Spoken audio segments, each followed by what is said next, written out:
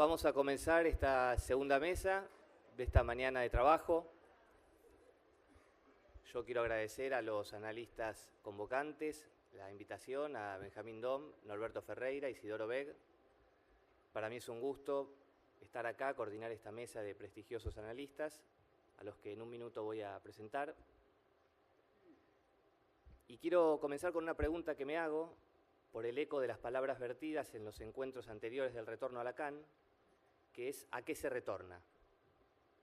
Un breve aporte, brevísimo. Dice el sinólogo francés François Julian, después del despojamiento viene el retorno como un advenimiento. A su vez Heidegger refiere en el Nietzsche, la carencia de sentido se convierte en el único sentido. En la transición al otro inicio, este no se aleja de la historia del primero.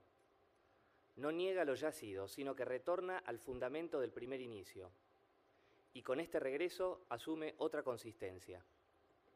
Finalmente, Lacan, en una entrevista de 1974, precisa que el neurótico se cura con la palabra, ya que esta es, sic, la gran fuerza del psicoanálisis. Allí dice que desde hace 20 años expone su retorno a Freud, para despejar el terreno de las desviaciones. Para ello, dice, hay que releer a Freud, y quien no lo hace comete un abuso. Bueno, ahora sí le doy la palabra a los protagonistas de esta mesa. En primer lugar, vamos a escuchar a María Clara Areta, psicoanalista, fundadora y directora de la Escuela Freudiana de Mar del Plata. La escuchamos. Muy bien. Hola, buenos días.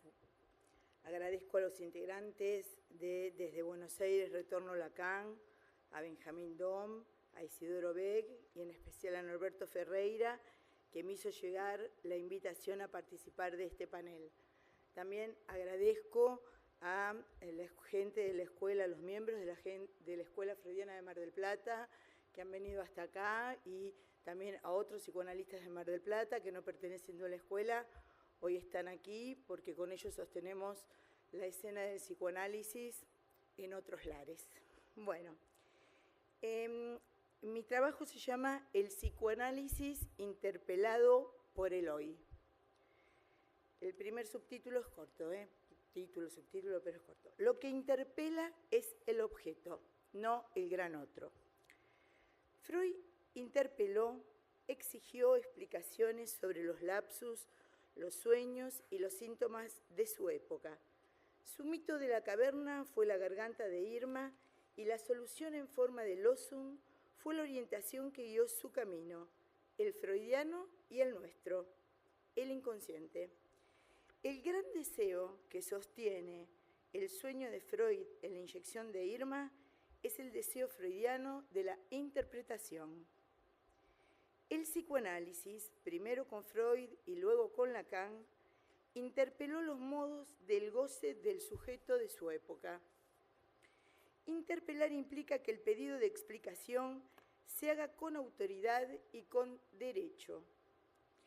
Preguntar al sujeto, decirle que hable, ya implica que, en la práctica del psicoanálisis en intención, el analista toma la palabra para cederla.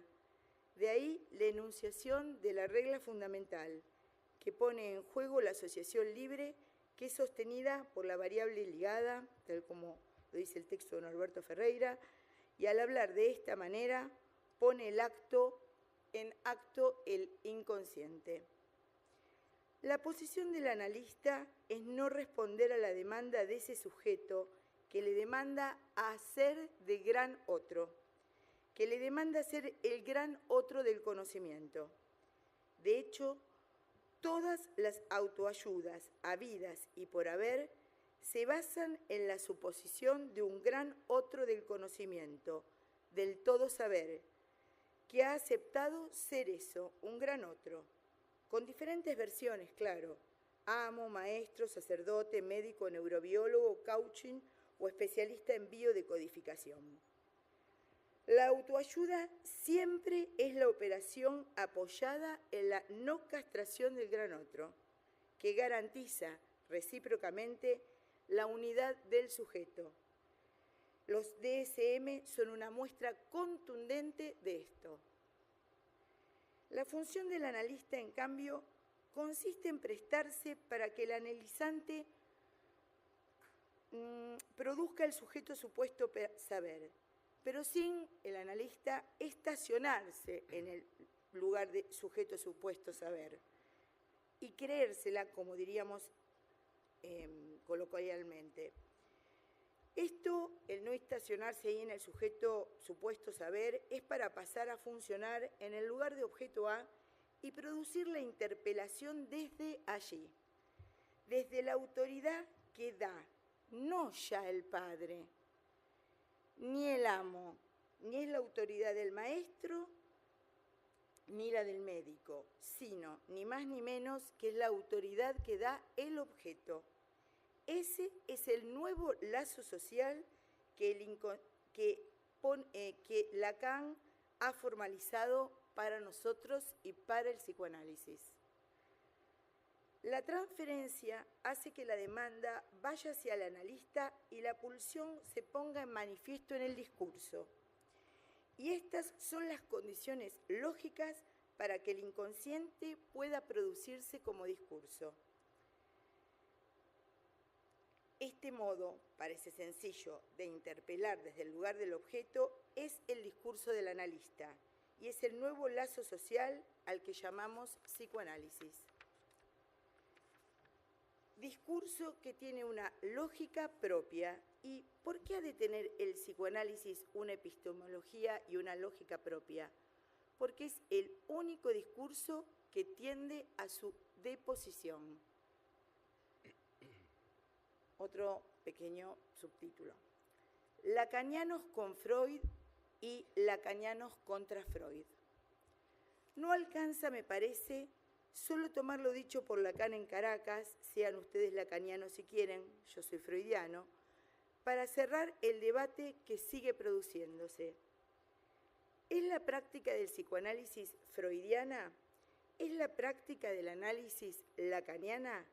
¿Es el análisis lacaniano una forma de entender el análisis freudiano? Lacan ¿solo formalizó lo planteado por Freud o son dos formalizaciones que producen diferentes sendas prácticas? Me parece que esta oportunidad, esta invitación a el retorno a Lacan, es una oportunidad privilegiada de plantear el tema, porque por lo menos en Mar del Plata, y más aún dentro de ciertos circuitos, aparece la tendencia cada vez más contemporánea de resolver la tensión Lacan-Freud como dos prácticas diferentes, y aún algunos participantes que se acercan a las actividades, por ejemplo, de la Escuela Freudiana de Mar del Plata, toman, estos participantes, posiciones que también son desde Buenos Aires, pero no retorno a Lacan, son desde Buenos Aires. Y estas posiciones son de rechazo, ya no digo crítica, pero son de rechazo hacia Freud desde el psicoanálisis, así lo plantean. Considero que una forma de entender el retorno a Lacan es entenderlo desde el retorno a Freud que el mismo Lacan planteó. Digo esto porque muchos psicoanalistas no están explícitamente posicionados en el ultimísimo Lacan que Miller propone, pero considero que aún no definiéndose ellos mismos desde allí, practican el psicoanálisis desde allí. Me gustaría que se hablara sobre esta situación, quizás extraño, pero que he observado en el cual se dice: no soy milleriano, pero Lacan no es freudiano. Y menos aún la práctica que de la enseñanza que de Lacan se deriva, ¿no? Esto me lo han aprendido muchas veces. Se podría decir que ciertos practicantes del psicoanálisis están posicionados en lo que se podría sintetizar así: no soy milleriano a condición de que digas que Lacan no es freudiano. Es como si el ultimísimo Lacan obligara a la renuncia a Freud. Y me parece que esa es la situación que hoy atraviesa muchos de los lugares por los cuales se transita.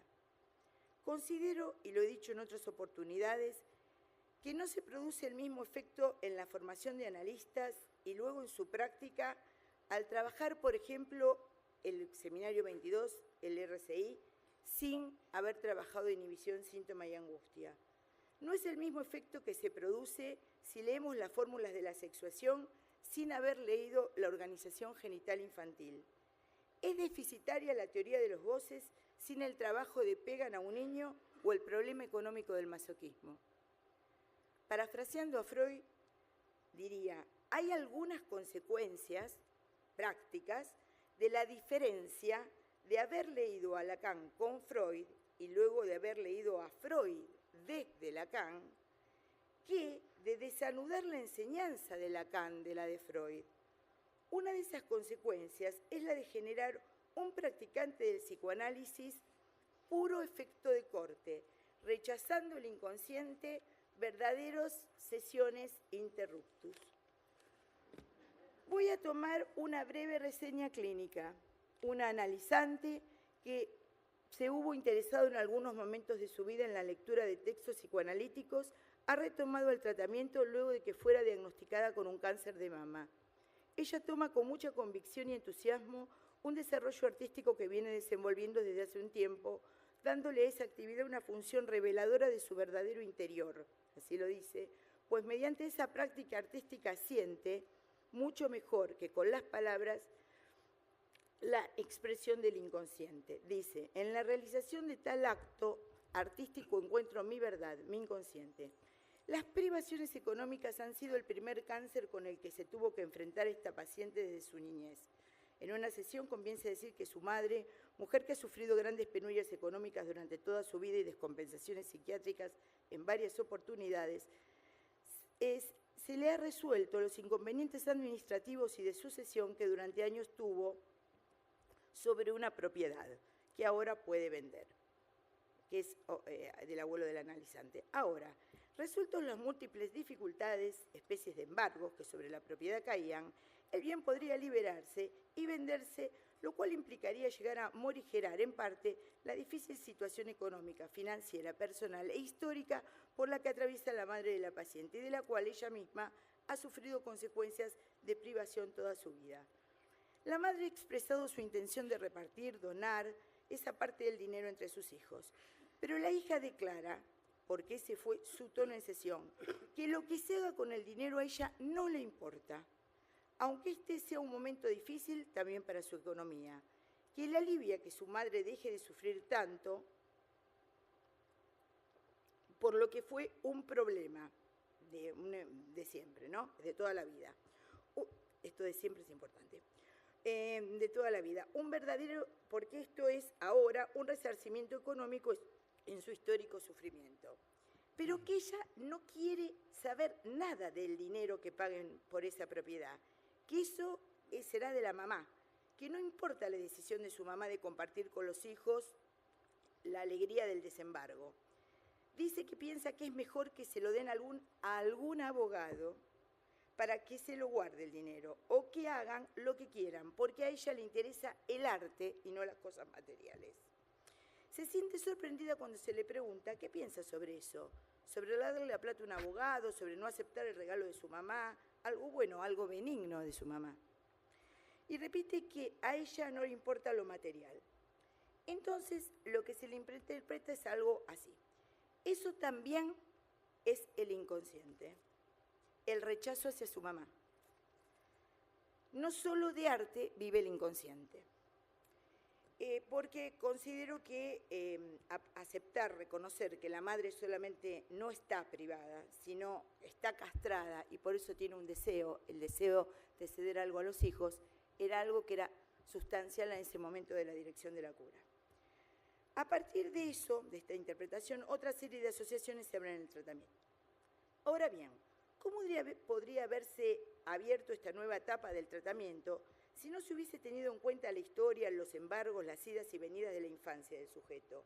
¿Cómo podría, retomando lo escrito por Norberto Ferreira, haberse hecho sujeto de la experiencia del análisis si no hubiese habido tiempo, objeto A mediante, de haberse hecho cargo de que la madre también le puede ceder, no solamente el cáncer, le puede ceder otras cosas, no solamente el cáncer. Ay, ay, ay. Falta una hoja de la persona que... A ver. Bueno, acá está. Bueno, y lo último. Los profetas del corte y los profetas de lo eterno. Ese es el último. Cuanto más desdibujada y en fading aparece la función paterna, más aparecen los profetas de la felicidad instantánea, explicando desde el circuito neuronal hasta la reencarnación en vidas anteriores. Construyen mucho imaginario para intentar calmar la angustia que no deja de no existir. Hay formas más actuales de sugestión, desde las autodenominadas neurociencias hasta las esotéricas religiones de vidas pasadas. Estas prácticas son prácticas de sugestión porque actualizan. Vuelvo a un texto de Norberto Ferreira cuando toma lo de lo actual, en el sentido que lo actual rompe el enlace entre lo pasado y el porvenir. Lo que anuda el pasado y el porvenir es el presente, lo que lo actual lo corta. ¿Lo corta cómo?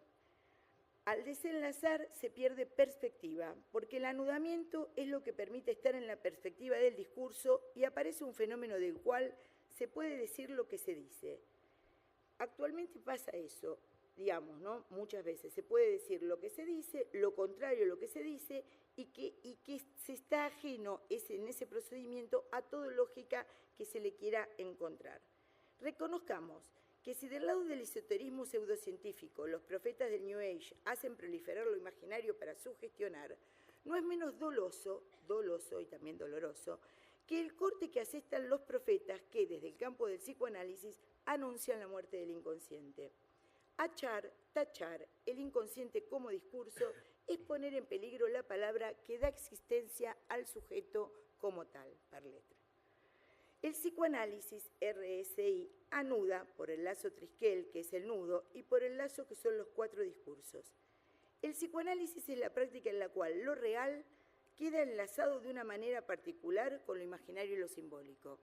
Y quería agregar, para ir terminando, que así como Lacan definió lo real como lo imposible o lo pasado, justamente hay algo del orden del hoy, que está en el título que hoy nos convoca, ¿no? La práctica hoy, en donde pareciera que lo imposible es hoy, no es lo pasado, es hoy, ¿no? Hay cierta dimensión de lo imposible en ese hoy actualizado. Entonces, el psicoanálisis es una práctica de lo simbólico que modifica lo real, como dice Lacan en el Seminario 11. Sin embargo, a veces, algunos hacen parecer que el psicoanálisis es cosa de ayer. Hacer parecer es una forma verbal que se me ocurrió para dar, porque me parece que muestra en expresión la pulsión, ahí jugada, pero que permite ser desentrañada desde el psicoanálisis. El hacer parecer tiene mucha vigencia. La frase que parezca un accidente podría aplicarse hoy a varias prácticas, que parezca científico, que parezca corrupción, que parezca un delincuente, que parezca un héroe. El psicoanálisis en su extensión, como antes se comentó, en esto digo, como dije en Rosario, el analista como analizante interviene en el psicoanálisis y en la polis, interpela como analizante, interpela lo que parece ser el discurso de los medios y de la polis. El hoy parece interpelar al psicoanálisis porque se le quita autoridad y derecho a la pregunta y entonces la interpelación aparece haciendo trastabillar. Creo que el tema, que lo voy a dejar acá, que el hoy, digamos, uno de los temas centrales por los que hoy hace aparecer que el psicoanálisis ha perdido autoridad para interpelar lo real, es si consideramos que el sexo haya dejado de ser una condición de existencia para transformarse en una elección personal.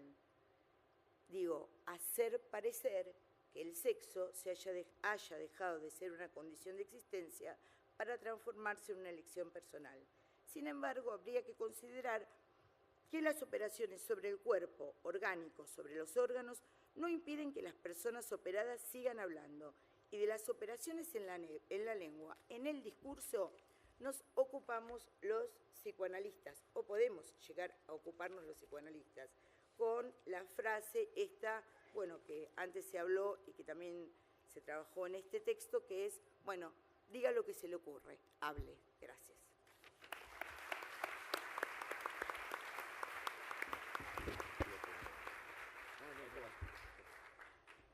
Bueno, escuchamos ahora a Roberto Consolo, psicoanalista, fundador y fue presidente también de la Escuela Freud Lacan de La Plata.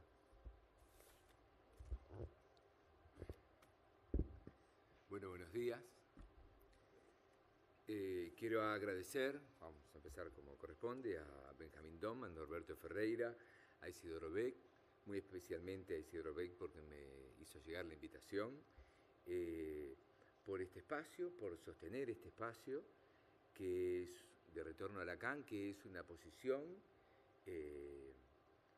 que es precisa para el psicoanálisis de hoy, que es necesaria, que implica el futuro del psicoanálisis porque es una posición clínica, es una posición teórica y es una posición de la política del psicoanálisis. Quiero agradecerle a mis compañeros de mesa y a todos y cada uno de ustedes que están acá hoy, cosa que me pone muy feliz porque sabía que este año el encuentro iba a ser en un auditorio donde tenía el doble de la capacidad de lo que fue el año pasado, cosa que me tenía pensando eso, ¿no? Digamos, a ver si iban a venir, y realmente veo que está lleno y me pone muy feliz, no porque estén todos ustedes solamente, sino por lo que implica que estén aquí reunidos hoy.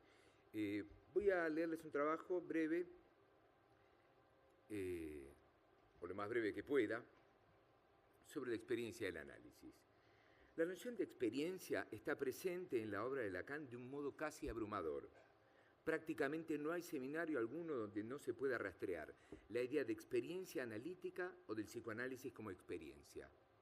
Además, el término experiencia forma parte del vocabulario habitual de Lacan, tanto para dar trato a sus reflexiones como a sus propias vivencias. Algo notorio es que Lacan no tomó como preocupación particular y específica el desarrollo de esta idea que abunda en su obra, sino que nos deja a nosotros entender los hilos que se mueven detrás de la noción de experiencia. Para el pensamiento filosófico, la idea de experiencia se presenta inmediatamente. Desde la antigua Grecia, el concepto acompaña a toda la historia de la filosofía hasta la actualidad. Es ocioso para nosotros intentar seguir el curso de sus modificaciones. Pero si hay algo que es muy cierto, es que el concepto de experiencia se profundiza y diversifica a partir de la razón científica como un tema central de la modernidad. La idea actual de experiencia abarca aspectos que nos van a servir para interrogarnos. Uno primero es el de experiencia como constatación o confirmación empírica de un dato, es decir, como experimentación. Y el otro es el de experiencia como vivencia, singular e individual, como lo vivido, lo que antecede a la comprensión reflexiva. Obviamente que no hay ninguna posibilidad de vivencia o de vivencia prereflexiva si no es a través de una gruesa capa de lenguaje. Lo cierto es que ambas confluyen en que la experiencia es el modo de aprender la realidad y a través de la cual se puede constituir un conocimiento.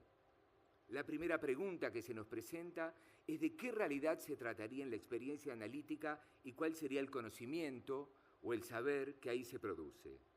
Antes de respondernos, les propongo hacer un breve pasaje sobre una problemática actual de la experiencia que nos es conocida en distintos grados por la impronta que hicieron las ideas a las que me voy a referir en la reflexión contemporánea. Tanto Walter Benjamin como Georges Agamben, cada uno desde su momento y posición, hablaron sobre la enajenación de la experiencia, más precisamente sobre la destrucción y la expropiación de la experiencia y cómo ésta nos afecta. En el ensayo del 33,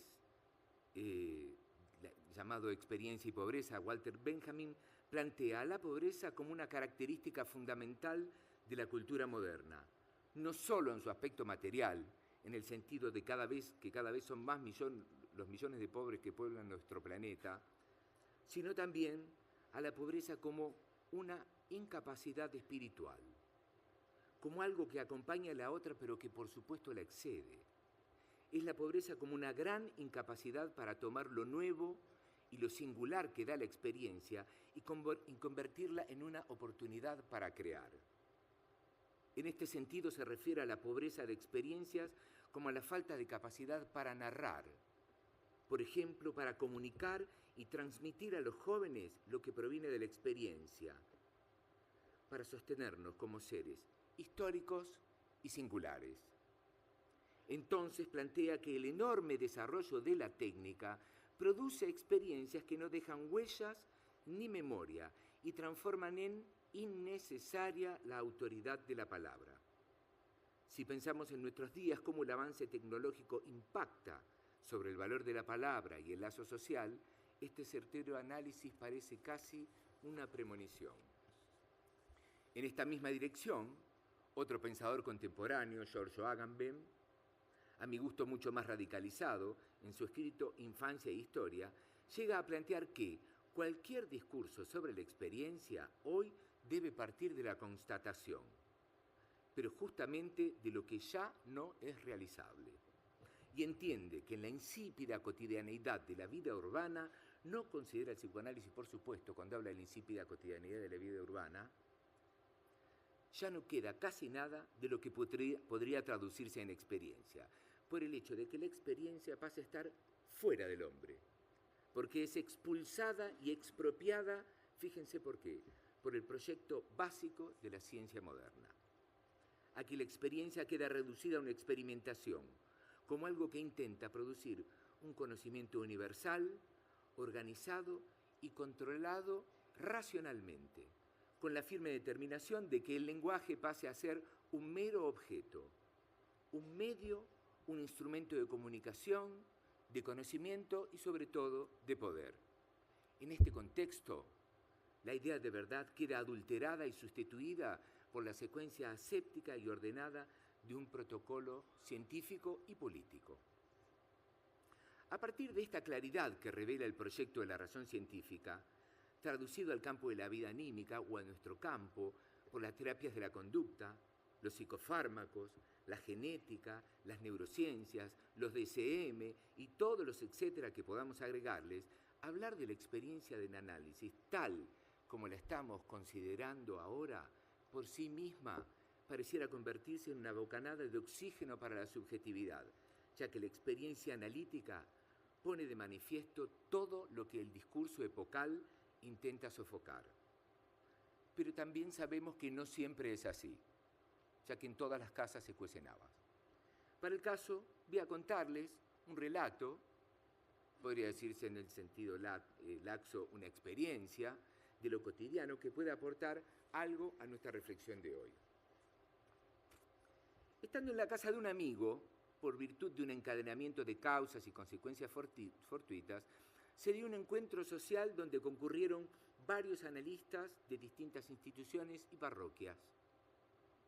En una charla sobre la actualidad, con el tema de género y la sexuación como telón de fondo, uno de los presentes, que era analista, para explicar o confirmar algo de la subjetividad de la época, se explayó con detalle sobre una paciente que padecía repetidas peleas matrimoniales de distinto tono y dificultad, y sobre las cuales se podía entender que estaba dudosamente implicada.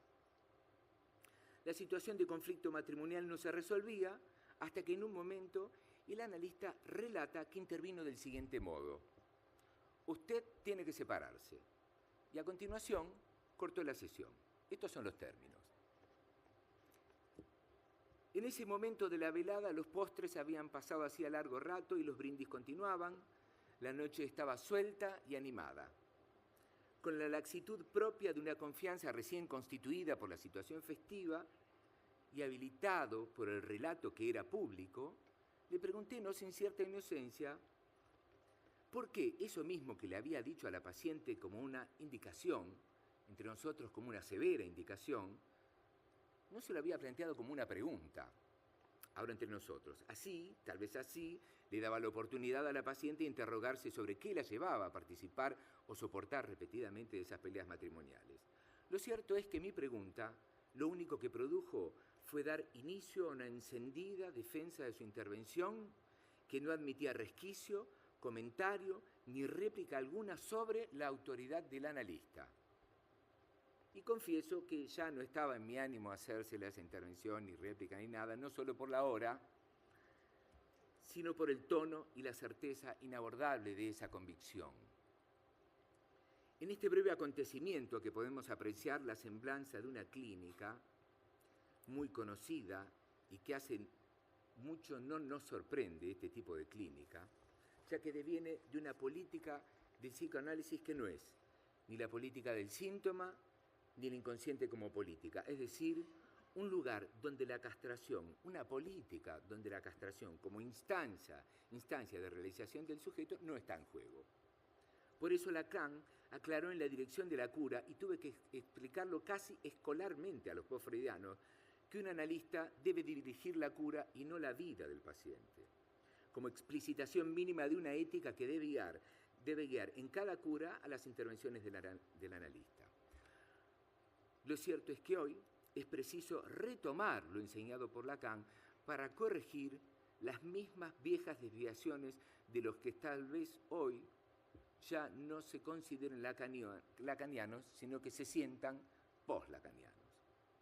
Freud, en el inicio de los consejos al médicos, nos dice lo siguiente, cito: «He decantado las reglas técnicas que propongo aquí de mi experiencia de años, tras desistir por propio escarmiento de otros caminos». Y a renglón seguido aclara que la técnica que desarrolla en ese escrito fue la única adecuada para su propia individualidad. Entonces, si bien la suma de consejos que presenta puede guiar por la ética que Freud mismo trazó por su experiencia, no puede ahorrarle en modo alguno a cada analista lo singular de su propia experiencia para poder dirigir un análisis. Y el término dirigir no comporta ninguna inocencia, ya que la experiencia del análisis precisa de una clara orientación, precisa de una dirección del analista, ya que sin esta queda demostrado no solo que la clínica psicoanalítica se desvía, sino que también se parcializa. Con varias décadas de psicoanálisis encima, más de una vez me vi tentado a decirle a un colega: esto te lo digo por experiencia. Y esta expresión tan habitual entiendo que lo único que enuncia es un abuso muy poco aconsejable del paso del tiempo. Por supuesto que este impulso gerontofílico pronto se detiene y se entra rápidamente en la cuenta de que de nada sirve la experiencia sin el tiempo de la reflexión, en que se formaliza y logiciza el concepto al que se precisa acudir en cada circunstancia, ya sea habitual o novedosa, pero sobre todo cuando es preciso acentuar que la experiencia del análisis anuda tres dimensiones inseparables. Una que es la cura, otra que es la investigación, y junto a ambas, una permanente apuesta a la transmisión.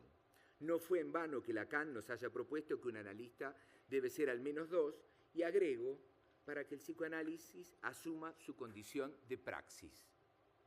Decir praxis lo que nos indica es que no solo es una práctica del orden de lo vivido, sino que es una teoría que contornea, argumenta y da lógica a lo que se hace y sucede en cada análisis. Una praxis es el punto de inserción por donde la teoría se transforma en práctica, es decir, donde la teoría ancla en lo real de la clínica, ya que toda ella apunta a lo real del sujeto al cual se dirige. Entonces, si la experiencia del análisis pudiéramos hacerla responder a las instancias mínimas de la tradición de experiencia, aprehensión de una realidad y producción de un saber, en nuestro caso implica un anudamiento que no es separable por ninguna ontología. La realidad aprehensible por un lado es la realidad del fantasma, la realidad fantasmática, que anima y da vida a la percepción de nuestra existencia, tironeada por los goces que dan sentido último y primero a toda realidad, y que es la que se manifiesta en la transferencia como puesta en acto de la realidad del inconsciente, de la realidad sexual del inconsciente. que nuestra experiencia clínica se dirija a lo real del sujeto es por la puesta en acto de un inconsciente estructurado como un lenguaje. Aclaramos y hacemos notar que este inconsciente estructurado como un lenguaje, el analista forma parte del concepto de inconsciente y forma parte del concepto de inconsciente que está en juego en cada análisis. Es decir, que este inconsciente estructurado como un lenguaje en su movimiento produce un saber único y singular, que en medio de su propio decir hace presente las letras del sujeto en los síntomas, lapsus, equívocos, sueños, homofonías, dobleces de la sintaxis que evocan los goces que ciñen al sujeto. Para terminar, acompañados en un tramo de esta breve reflexión por los filósofos que nos ayudan a pensar estos tiempos de una pobreza casi inimaginable, vemos que la experiencia del análisis persevera por el deseo del analista y sigue creando una oportunidad a la riqueza de la palabra que nos constituye como sujetos hablantes, sexuados y mortales. Una oportunidad para la palabra como el único privilegio con el que se puede transformar el conjunto de los goces que acosan y perturban a lo más real de la existencia. Nada más, muchas gracias.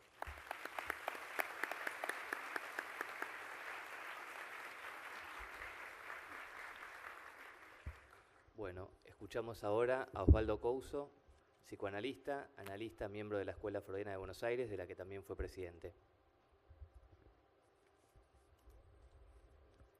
Bueno, buenos días. ¿Se escucha? Yo también agradezco la invitación que me hizo llegar Isidoro, a él, a Benjamín y a Norberto, y también a Gabriela Cosín, que creo que va a... Ya está. Ya me ha facilitado enormemente, a mí que soy viejo, que no sabía cómo hacer con esto de las meninas. Bueno, ella lo ha resuelto muy fácilmente. Y ahí está el cuadro como recordatorio porque de él voy a hablar. Comienzo a modo de epígrafe con una frase de Marguerite Duras que dice así: no encontramos la soledad, la hacemos. Hay un punto oscurantista que considero un problema esencial de la cultura que vivimos: la declinación de la lectura. Se lee muy poco a los maestros.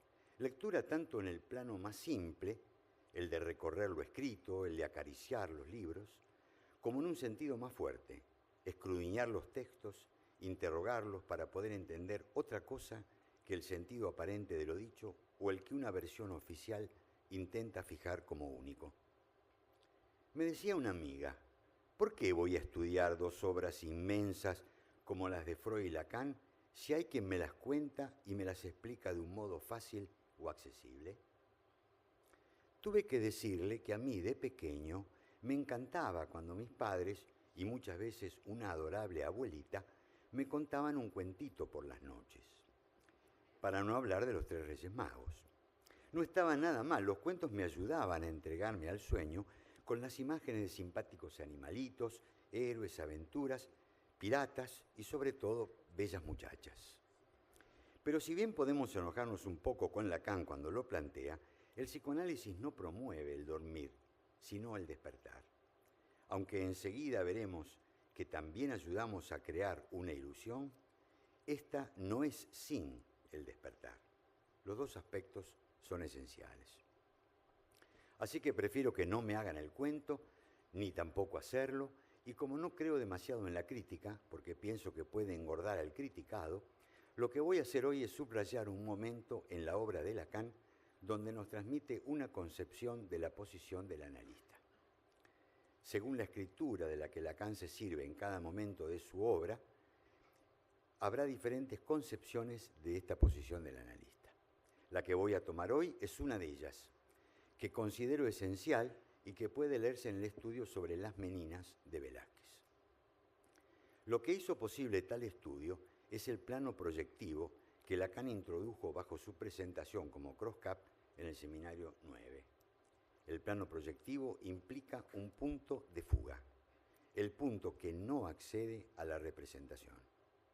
Me estoy sirviendo de una afirmación muy fuerte de Lacan, por la cual la topología con la que se trabaja condiciona la lógica del pensamiento que se construye. En el estudio sobre las meninas, en los seminarios 11, 12 y 15, Lacan postulará una novedosa idea. La posición del analista es como la de Velázquez en su cuadro. El analista incluido en la historia y en la estructura del sujeto. Junto al cuadro, como ejemplo, modelo y referencia para la conducción de la cura, Lacan define también la operatoria analítica como un corte. Corte que subjetiva, porque por él, dice, la suposición del sujeto supuesto saber se despega, se separa de la estructura. El desarrollo puede considerarse una extensión de lo trabajado en el seminario 11 sobre la escisión del ojo y la mirada. La mancha organiza el campo visual, pero este está destinado a hacer creer que la mancha no existe. Aquello que se ve oculta el punto radicalmente imposible para la visión. Crea la ilusión de inexistencia de lo que no puede verse. Ver es así, no ver lo que nos mira, lo que por estructura no puede acceder a la representación. Lacan agregará una nueva genialidad, la articulación entre el campo de la visión y la ilusión que el sujeto supuesto saber implica. Inclusión y corte. La inclusión es el punto determinante que implica una ruptura del psicoanálisis con la psiquiatría, para la cual el cuadro clínico es exterior al operador, que así es un observador o testigo de lo que sucede en el enfermo, como si se tratara de comentarios que una persona hace en relación a lo que le sucede a otra. La inclusión del analista, como en Velázquez, la entiendo como prestar el cuerpo soporte del fantasma del analizante. El fantasma es representación, es la pantalla que oculta, pero a la vez indica lo real. Como el cuadro se pinta, se construye. Postulo que esencialmente dejando hablar al analizante. Entonces, inclusión y corte subjetivante, ni solo una ni solo otro. El analista está incluido en una articulación de estructura y transferencia, incluido como Velázquez. Lacan dice que el analista busque en el caso, en la historia del sujeto, de la misma forma que Velázquez está en el cuadro de las meninas, dónde estaba él, el analista, en tal momento y tal punto de la historia del sujeto. En ese drama lamentable, él sabrá lo que pasa con la transferencia, a saber, que como todos saben, el pivot de la transferencia no pasa forzosamente por su persona. Hay algo que ya está allí. Eso le daría otra manera de abordar la diversidad de los casos. Esta cita nos enseña entonces que la preexistencia de ese lugar a ocupar por el analista puede ayudarlo a no creérselas demasiado, pero además tal ocupación no es suficiente, no asegura que se podrá operar desde allí. Falta el corte. Subrayar la inclusión del analista y además definir su función como corte que es subjetiva son los dos aportes que considero esenciales de Lacan a propósito de las meninas. Pintar un cuadro. También podría decirse escribir, pero a condición de que sea en la línea de lo que decía Serge André. Cito: escribir es la búsqueda de reencontrar desde la letra y por ella la página en blanco y su virgen comienzo. El analista entonces hace que se desarrolle la escena, colabora en la creación de un campo ilusorio de visión, pero a la vez deberá cortar dicha ilusión y lograr que la suposición se revele como tal. ¿Cómo? Introduciendo lo que no entra en ese campo. Habrá siempre entonces punto de vista y punto de fuga, ilusión y objeto. En la estructura del cuadro de Velázquez se pone en evidencia que la mirada y la visión se escinden. Entre los comentaristas de Velázquez y su obra se acepta que el cuadro no es simplemente un retrato, aunque parece una pintura realista. Lleva a la reflexión sobre el acto de ver y hace que el espectador se pregunte sobre las leyes de la representación y los límites entre pintura y realidad. Las figuras del rey y de la reina que aparecen reflejadas en el espejo detrás de Velázquez, pero que no están en la escena, interrogan sobre qué es lo que el pintor pinta dentro del cuadro. A los reyes, a la infanta, a las meninas. Vale recordar que el nombre del cuadro no fue dado por Velázquez. De esa forma el pintor está diciendo que él crea un campo ilusorio de visión. ¿Cómo hará luego para introducir que hay lo que no entra en ese campo? ¿Cómo hará para que lo visible remita a lo invisible en lugar de simplemente ocultarlo? Para que la pintura no sea, como decía Lacan, sosiego de la mirada, sino que la convoque, y en su dar a ver no eliminar, sino sostener la invisibilidad. La idea de Velázquez es también genial. Su dominio de la perspectiva le permite pintarse él mismo pintando, pero no se sabe qué pinta. Hay incluso enormes discusiones sobre ese punto. Para Lacan, pinta la esquicia del ojo y la mirada, no una realidad, sino el acto mismo de pintar, de dar cuerpo a la ilusión de la visión. En ese sentido, el rey y la reina no son realistas, sino la presencia misma, la metáfora de lo simbólico. Son en verdad el otro, un supuesto saber, representado como un supuesto ver todo. Es interesante, porque son a la vez la suposición de ver todo y la idea de que no ven nada, son solo un reflejo. Así el cuadro parece estar en 3 dimensiones. Crea la ilusión de realidad, pero al mismo tiempo crea la realidad de que se trata de una ilusión. Lo logra porque dentro del cuadro aparece otro cuadro del que el espectador ve solo la parte de atrás, donde Velázquez está pintando. Ese cuadro dentro del cuadro se relaciona con el fantasma. Es una pantalla que porta la visión, ocultando, pero también indicando lo real. Tal vez sea esa la genialidad de Velázquez, ese cuadro dado vuelta en el que él mismo parece estar pintando. Hace que el espectador quiera ver qué es lo que se pinta allí, pero que no pueda acceder a ello. Es un modo de decir que hay algo que queda fuera del campo de lo visible, pero es algo que nos convoca, nos llama, nos interroga, como un enigma que está allí para nosotros. Así lo que el espectador ve al ver el cuadro no es solo un cuadro, ni una representación, sino la puesta en escena de aquello de lo que se trata en una representación. Encuentro algo similar en una película, Y la nave va, en cuyo final Federico Fellini muestra el set con los decorados. El transatlántico es una maqueta, el mar un armado de papeles brillantes que ondulan. La revelación no evita la ilusión, solo la reubica. Cuando somos atraídos por el cuadro, podemos decir que se instala el campo de la visión. Vemos, y la escena es fascinante, pero el cuadro del revés, dentro del cuadro, nos hace presente que hay algo que se sustrae al campo y que no vemos. Lacan caracteriza la posición del analista como la de Velázquez en el cuadro, incluidos en él, pero a la vez cortando el mundo de la visión. Hacemos que se desarrolle, a partir de la suposición del sujeto supuesto saber, el campo de lo visible, que equivale a prestar el cuerpo como soporte del fantasma del analizante. Pero como Velázquez, también deberemos lograr que esa suposición se revele como tal. Pasar de ella, del espejo que refleja a los reyes, al objeto oculto. Deberemos dar vuelta la pantalla. Dentro del cuadro hay un cuadro que no es pintura, ni escena, ni fantasma. Remite a un real irrepresentable. Este estudio tiene muchas consecuencias teóricas y clínicas. El tiempo es breve, pero quiero al menos mencionar 2. La primera es que la inclusión permite pensar que el analista se corporiza y su goce puede ser puesto en cuestión de manera directa.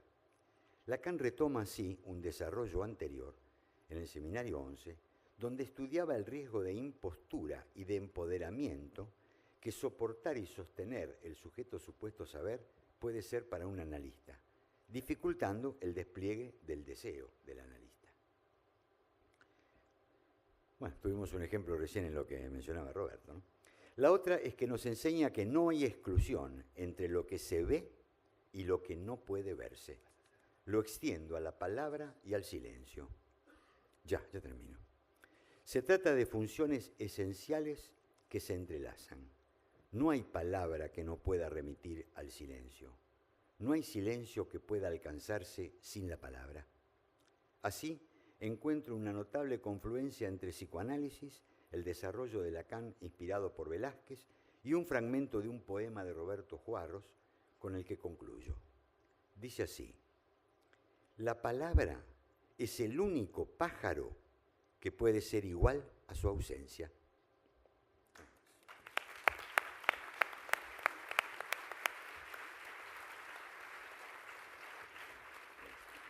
Bueno, escuchamos ahora a Norberto Ferreira, psicoanalista, fundador de la Escuela Freudiana de la Argentina, de la que también fue presidente. Bueno, buenos días a todos. Como Benjamín e Isidoro festejo la concurrencia y espero que esto sirva para que cada uno de los que están acá, en cualquier actividad que haga el psicoanálisis, la ponga bajo la simple frase de estos significantes: desde Buenos Aires, retorno a Lacan. Son simplemente significantes.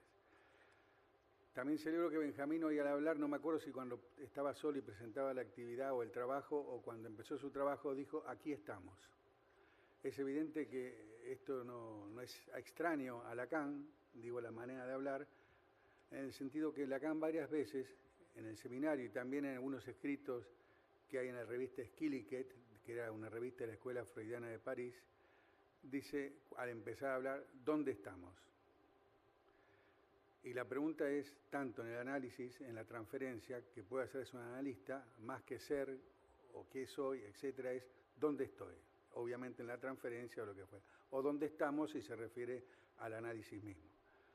Y hay otra referencia de Lacan al estar, cuando al hablar a los analistas, porque es a quien dirige su seminario, les dice, más que dice, ¿estoy presente cuando les hablo? Bueno, este es el punto donde va a girar la cuestión de esta pequeña intervención mía y que tiene que ver, como es obviamente, con el tiempo. Antes, dos especies de chistes, epítetos. Ustedes conocen la anécdota que un chico le pregunta a la madre o la increpa, le dice: mamá, ¿por qué me dijiste ayer que hoy era mañana? Y el otro es una propaganda de la tecnología a través de Philips, que anduvo por el mundo, que dice: el futuro es hoy.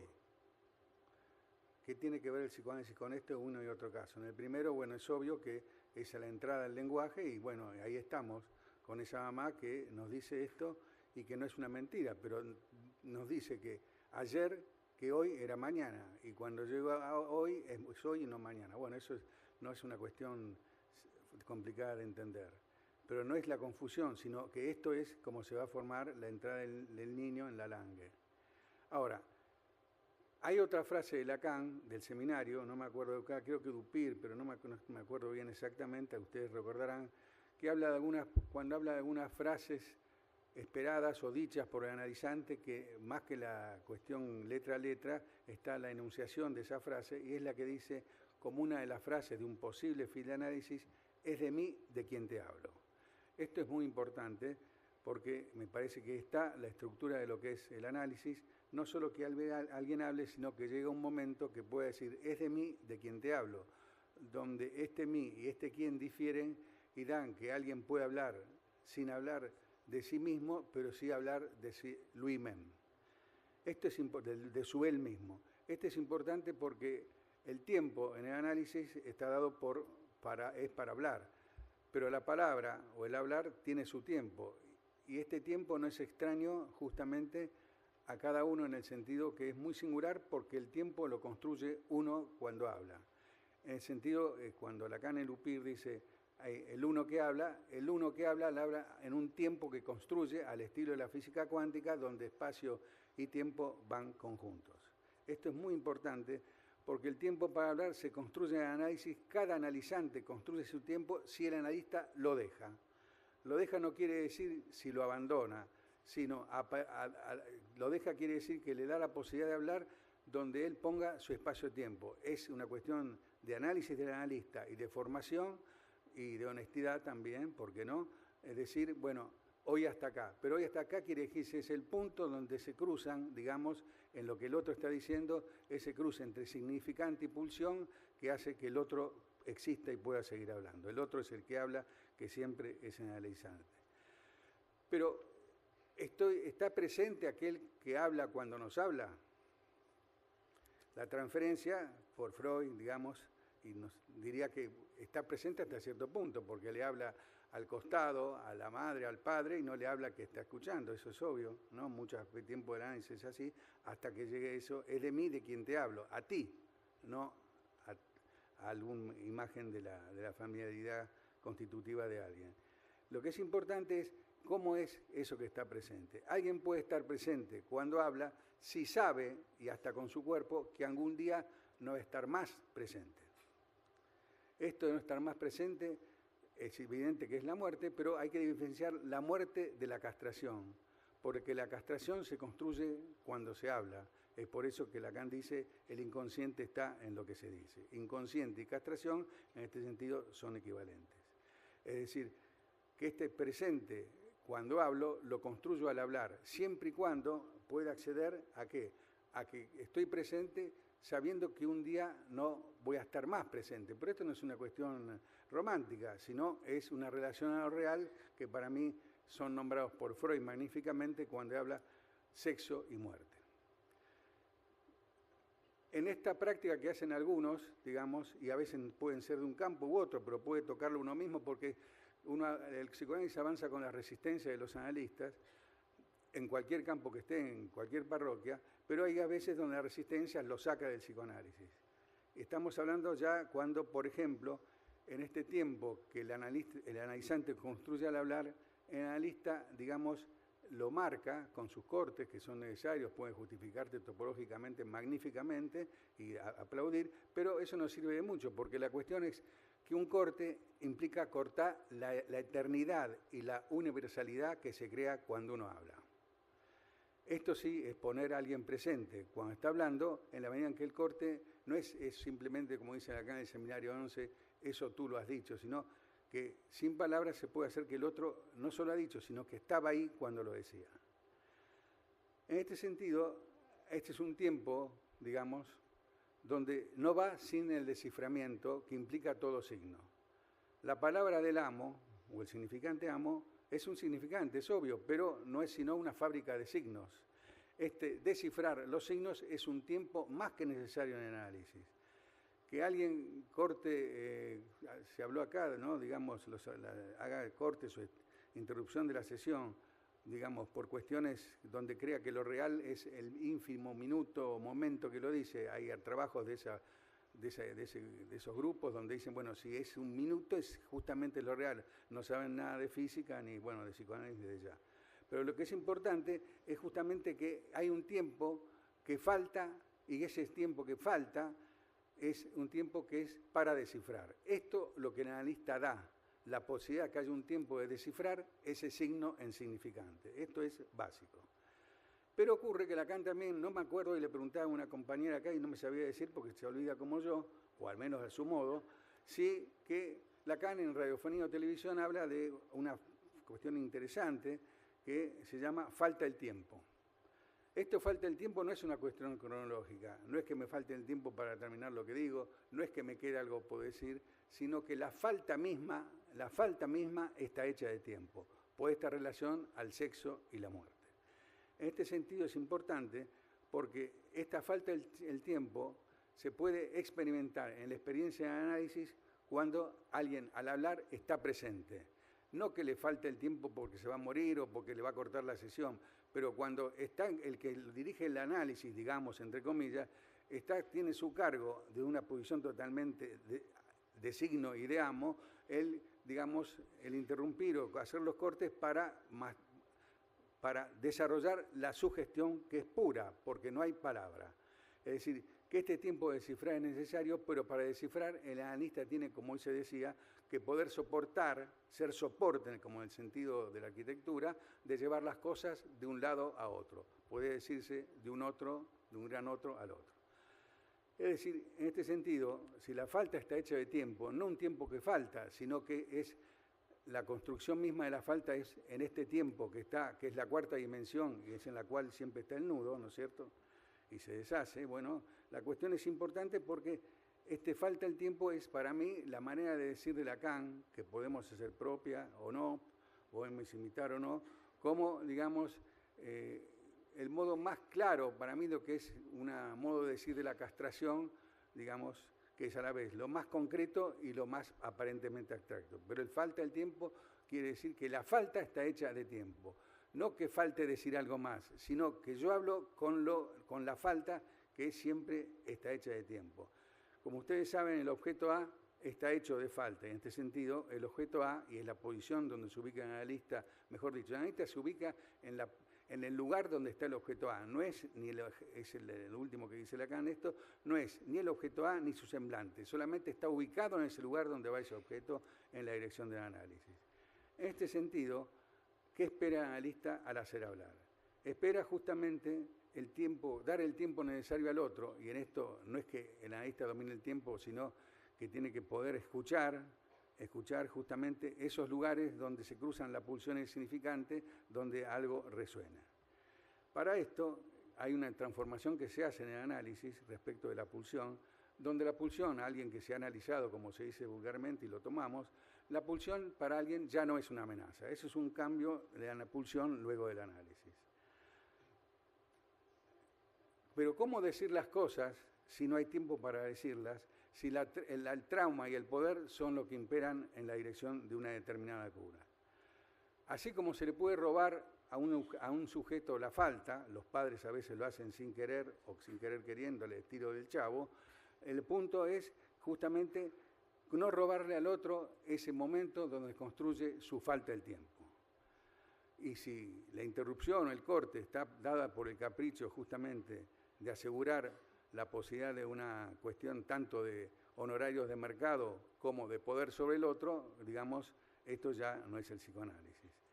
Ahora, lo que más importante me parece, hay algo que Lacan dice, está en el seminario UPIR, en la página 237, lo voy a leer porque lo podría decir mal, mejor lo dice Lacan, donde dice en un momento: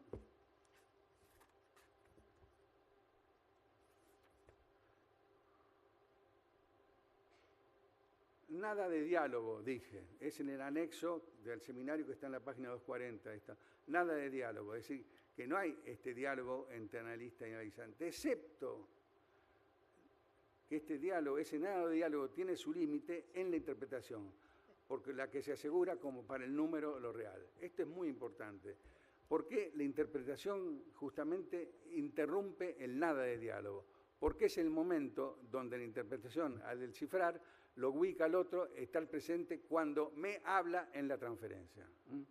Esto me parece importante porque hay momentos donde, como toda la interpretación es en transferencia, si una interpretación, y la interpretación es algo que se dice en análisis, puede decirle a veces cualquiera de los dos, pero la cuestión es que se dice porque el analista provoca esta situación, la dirige en este sentido, esa interpretación va a dar lugar justamente que de repente, se puede decir técnicamente, que hay el sujeto supuesto saber, muchas cosas se pueden decir, pero sobre todo es que en el momento en que el otro está presente cuando lo dijo y sabe aparte que me lo dijo a mí, no se lo dijo al padre que yo represento o al hermano muerto o lo que fuera, ¿no?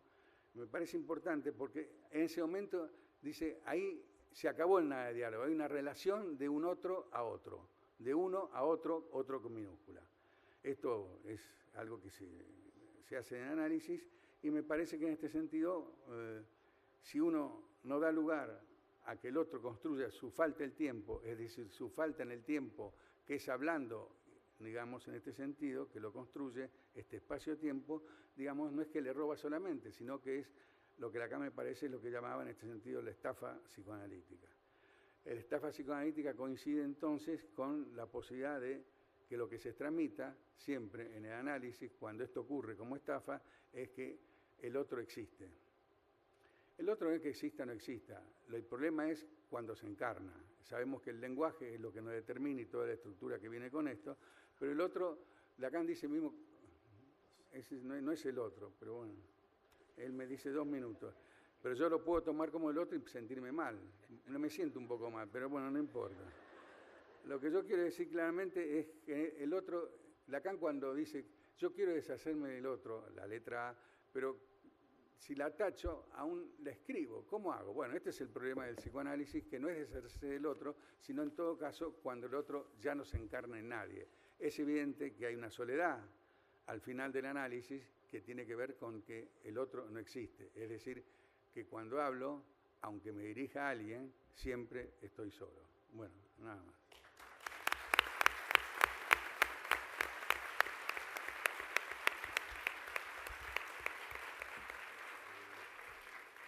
Bueno, tenemos poco tiempo, así que bueno, yo voy a hacer algo muy mínimo, voy a destacar algo muy mínimo, alguna cuestión y después les paso la palabra. Me quedé con algo de lo que dijo Norberto y me vino a la mente la frase del Indio Solari: el futuro llegó hace rato.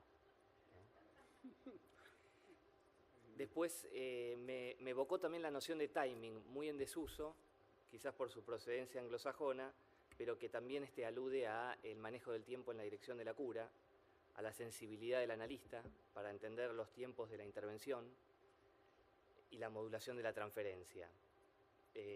Y bueno, nada, me gustó mucho lo de la honestidad en relación al tiempo que falta. Me parece que casi todos mencionaron la cuestión del desviacionismo, de que la posición del analista termine en una impostura, de la autoridad se desliza al autoritarismo, en creérsela, decía María Clara. En la impostura hablaba Osvaldo, Roberto también en su ejemplo de la vida cotidiana, me parece que aludía algo del autoritarismo en la postura del analista, y que esa es una de las caras del desviacionismo hoy. Me parece que Osvaldo mencionaba otra cara, que era la del analista cuando no se implica en el cuadro, cuando no se presta a la transferencia, no presta la palabra, no da tiempo. Y me gustó esta cuestión del cuadro y de que es vía la intervención del analista que se puede acceder a dar vuelta al cuadro, a dar vuelta a la pantalla. Y bueno, me preguntaba qué hay detrás del cuadro y detrás de la pantalla. Dejo la pregunta. Mi sugerencia, mi idea es que quizás es acceder a una tela para recrear la pintura, ¿no? Detrás del cuadro habrá una tela para recrear el escrito, la pintura. Y bueno, también me gustó mucho lo de Roberto en relación a la experiencia, es el título de la actividad. Me parece que hoy ahí está como en boga la cuestión de hay que aumentar la experiencia. Por todos lados se baja el discurso de que tenemos que hacer la experiencia. Me parece que muy de la mano del marketing. Y bueno, mencionaban que la experiencia en el análisis apunta al sujeto, a lo real del sujeto, y que bueno, Lacan menciona que es acceder a lo real, es un objetivo del análisis, pero que es a través del inconsciente. Bueno, les paso la palabra. Por favor, bien breves las intervenciones, que tenemos muy poco tiempo. Bueno, ya está. No, quiero agradecerles un modo de decir en acto que leemos a Lacan haciendo un recorrido de los últimos a los primeros seminarios y de los primeros a los últimos, en la medida en que cada uno fue pudiendo hacer relectura, reversión de los distintos seminarios y tiempos en la enseñanza de Lacan. Y quería hacerles una pregunta a partir de lo que propuso Norberto, pero a la mesa, que se podría llamar apología de la interpretación. Digo, se ha entendido que además de no dar lugar a la palabra en esta práctica del último Lacan y de cortar las sesiones, también se ha devaluado como intervención del analista la interpretación, considerando que, bueno, que el inconsciente interpreta. Entonces quería, si pueden decir algunas palabras de esto, en la medida en que me parece que hay una confusión entre un inconsciente que interpreta y un inconsciente que codifica respecto de la posibilidad de encuentro del sujeto con la verdad que lo habita.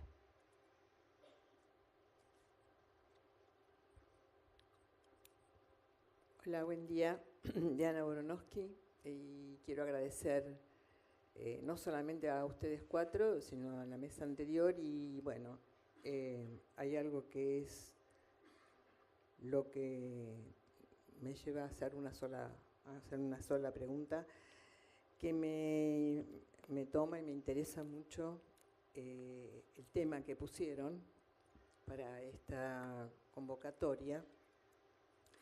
Y más que nada mi pregunta va a la cuestión tal como la coloca Norberto Ferreira, respecto a la cuestión de la experiencia y el hoy, ¿no? Es decir, hay algo que tiene que ver con la experiencia que es acumulable. Digamos, lo que a mí me interroga es una paradoja, es una contradicción, ¿no? Que es entre la experiencia, que es acumulación y que está referida a alguna secuencia significante en ese sentido, como cuenta el lindo ejemplo de la mamá, el chico y la mamá, ¿no? Ayer, hoy y mañana hay una secuencia, y en eso se anota el hoy, y la diferencia, que es la incidencia, la interpretación, respecto a algo que irrumpe, que es, como yo lo entiendo, por ahí estoy equivocada, pero en ese sentido le pregunto a Norberto cómo lo piensa, lo de actual, y si encuentra alguna relación entre esta incidencia que es actual, porque rompe, ¿no? Intenta romper la acumulación significante con algo de lo real, y la actualidad, ¿no? Que me parece que el tema que nos traen hoy es una pregunta que nos habita a la comunidad psicoanalítica en la cuestión de la actualidad, ya que en la mesa anterior se hizo una referencia también, y que también lo que está, digamos, en el marco de la convocatoria es algo que parece ser de la actualidad, de modos de intervención, de modos de lectura de nuestro psicoanálisis. Bueno, no sé si es claro, pero la cuestión va entre lo presente, lo actual y la actualidad. Si pueden decir. Me parece que, si bien me inspiró más que nada la intervención de Norberto, la pregunta va dirigida a la mesa. Gracias.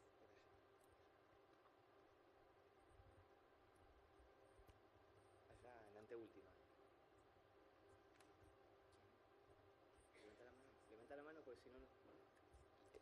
ahí está. Verónica Cohen. Bueno, me parecieron excelentes los trabajos, me gustaron muchísimo y me hicieron pensar en un arco que va desde María Clara hasta Norberto. Y con lo que termina María Clara su trabajo, que es con la regla fundamental, hable, lo escucho. Esa regla que funda el discurso e invita a la transferencia, ¿no es cierto? Invita a hacer un pasaje de discurso. Y me llevó a pensar que acá, en el retorno a Lacan, ponemos en primer plano las cuestiones de estructura y no de época, y que lo que dijo Norberto es como una respuesta o una interpretación a su práctica hoy, si hoy va a ser ayer. La cuestión es la estructura, ¿no es cierto? Y no la época. Hacemos acá 2 preguntas más y después contestan. Acá adelante.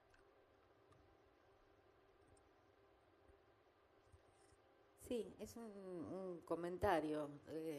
También puede ser un delirio o falta de glucosa, puede ser respecto del trabajo de María Clara, porque escuchándote se me ocurría pensar que en esta cuestión del rechazo de Freud hay algo que me resuena a una especie de rechazo del amor, ¿no?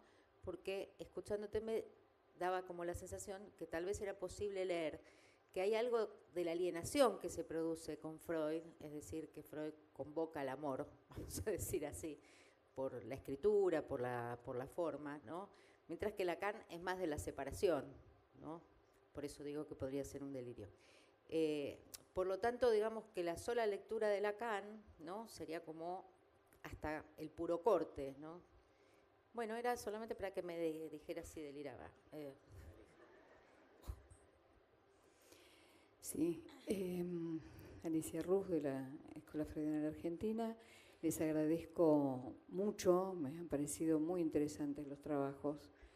Y simplemente estaba pensando que lo que está en juego cuando, a mi entender, o por lo menos me sugirió la mesa, respecto a la experiencia del análisis, y que tiene que ver con la falta, justamente, que hay una relación a la falta, que Norberto Ferreira lo puso en relación a falta el tiempo, ¿no? La falta hecha de tiempo.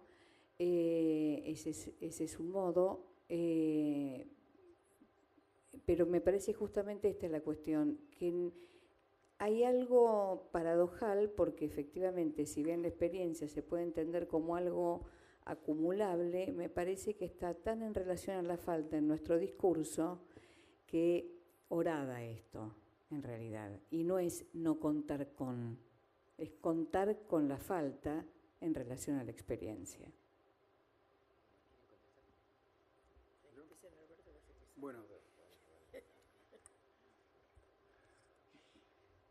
Bueno, yo definiciones no tengo muchas, pero sí voy a aclarar lo que dije, porque seguramente no lo dije del todo para que se pudiera entender, o bien lo dije bien y vienen preguntas, ¿no? Cuando yo dije que no había diálogo, dije acerca de lo que era la interpretación, y una interpretación proviene del lugar del analista, no del analizante que el analista es o fue, proviene del lugar del analista. En este sentido, dije que me parece que es cuando el que habla, que no es el analista, sino el analizante, puede sumar a su experiencia. Vamos a hablar en esto, sumar y acumular, hay un problema, porque si bien la experiencia se suma, cuando se suma es goce, ¿no? La interpretación hace que de repente alguien que ha hablado escuche lo que ha dicho, lo que se ha dicho, y caiga que él ha dicho algo, se lo ha dicho a otro, pero a otro que es el que ha hablado o lo está escuchando, no que lo ha dicho en el aire. Eso no sé si es lo actual, pero sí es el presente. El presente se construye a medida que hablo, ¿no? En este sentido, la actualidad es, digamos, así como lo que se comenta sobre lo actual. Lo actual no es el presente en este sentido puro, digamos, de que el presente es cuando alguien habla, es cuando está hablando, pero se concreta como presente cuando hay una respuesta. La cuestión que la interpretación es una respuesta que inaugura una situación que no es la común del análisis, donde el otro, digamos, el gran otro, cae o no existe. Es decir, que este me dijo esto a mí, ¿no? Después el rebote al final del análisis puede decir, bueno, ya que me has dicho esto a mí, yo te digo que es de mí, de quien te hablo. Eso sería una cuestión. La otra cuestión es acerca de la acumulación de la experiencia. Es cierto que, digamos, si uno se analiza mucho tiempo, aún con varios analistas, aunque siempre el análisis termina por ser uno, digo que es uno el análisis, los demás no lo son, ese análisis, digamos, puede haber una acumulación de experiencia. Y sí, pero lo que pasa es que la experiencia es goce, ¿no? La ciencia lo que hace es tener su experiencia con el menor goce posible. Por eso tiene una efectividad hacia lo real diferente a la del psicoanálisis. Lo que sí se puede acumular de la experiencia que no sea goce es la manera de ubicarse frente al goce mismo, y esto es la castración. Me parece que en este punto es claro que si tiene mucha experiencia, se analizó mucho tiempo, por, digamos, cosas, sí, te recomiendo a tal, etcétera, está bien analizado. Bueno, todas esas cosas que decimos para hacer el lazo, ocurre que, bueno, lo que estamos nombrando es que esa persona que indicamos, ya sea como analizante o analista, estamos diciendo, bueno, tiene una experiencia donde no va sin el efecto de castración que tiene en su vida. En su vida no el análisis, sino que su vida se hace con esa falta, que es la castración. Cuando digo que esa falta, que es la castración, vamos a la dimensión de que la falta no es un defecto, ¿no? Este es lo que me parece que también se dijo en las preguntas. Bueno, por ahora nada más, si hay algo más que aclarar, bueno, será para otra ocasión o después hablando de uno a uno.